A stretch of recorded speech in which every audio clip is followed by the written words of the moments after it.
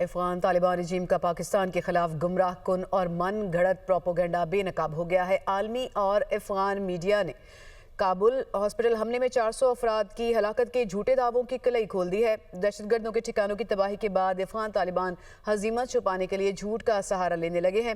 Afghan media کے مطابق پاک افواج کی جانب سے فضائی حملے کے دوران ہلاکتوں اور بڑی تباہی کے نشانات نہیں ملے ہیں۔ افغان طالبان حکام نے دعویٰ کیا کہ حملہ کابل کے ایک بحالی مرکز پر ہوا۔ دعوے کے حق میں کوئی ثبوت نہیں ملا۔ بحالی مرکز کے قریب لگی آگ معمولی نوعیت کی تھی جو ممکنہ طور پر قریبی طالبان فوجی کیمپ پر حملے کے باعث لگی۔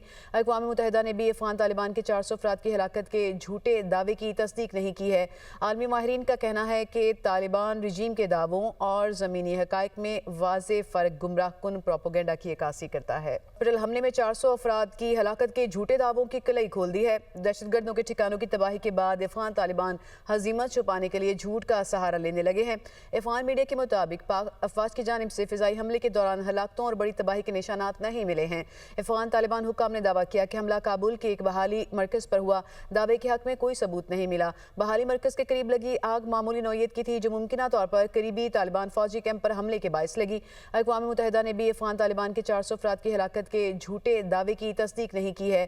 عالمی ماہرین کا کہنا ہے کہ طالبان رجیم کے دعووں اور زمینی حقائق میں واضح فرق گمراہ کن پروپیگنڈا کی عکاسی کرتا ہے۔